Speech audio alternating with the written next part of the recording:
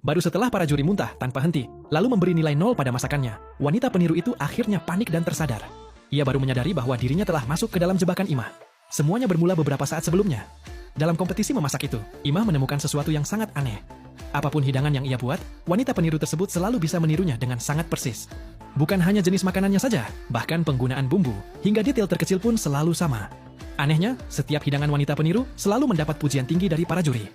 Sebaliknya, masakan Imah selalu dianggap buruk dan gagal. Sebagian besar penonton pun percaya bahwa Imah hanyalah peniru biasa. Namun Imah tahu kemampuan memasaknya tidak mungkin seburuk itu. Ia mulai mencurigai sesuatu. Imah menduga wanita peniru itu bisa mengetahui semua menu yang akan ia masak, lalu diam-diam menyalinnya.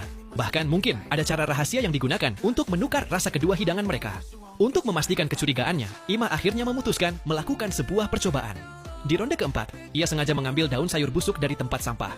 Ia juga memasukkan usus yang belum dibersihkan, lalu merebusnya langsung begitu saja. Penonton langsung kebingungan melihat tindakannya. Mereka mengira Imah sudah menyerah dan kehilangan semangat bertanding. Namun diam-diam, Imah terus memperhatikan wanita peniru itu. Dan seperti yang ia duga, wanita tersebut terlihat terkejut, tetapi tetap mengikuti semua langkahnya untuk membuat hidangan yang sama.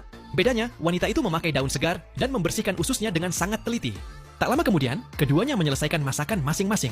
Imah menyajikan hidangannya dengan asal-asalan, sedangkan wanita licik itu menata masakannya dengan sangat cantik dan mewah.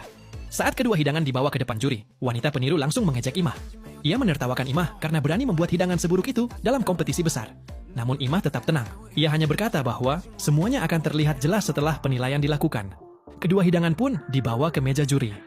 Untuk pertama kalinya, penampilan masakan mereka terlihat sedikit berbeda.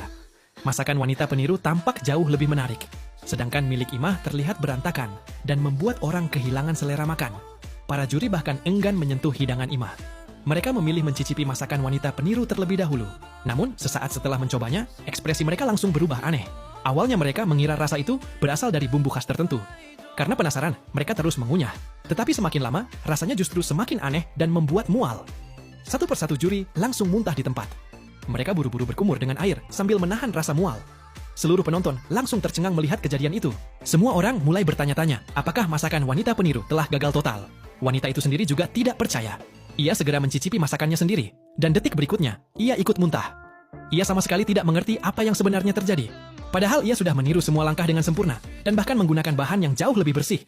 Melihat reaksi itu, Imah akhirnya yakin dengan dugaannya. Wanita licik tersebut ternyata sama sekali tidak memiliki kemampuan memasak asli. Ia hanya mengandalkan cara curang untuk meniru hasil karya orang lain. Penonton mulai memandang wanita itu dengan curiga. Para juri yang marah langsung meminta penjelasan tentang konsep masakan tersebut. Namun wanita peniru langsung terdiam membeku tanpa bisa menjawab. Saat itulah Imah mengambil mikrofon.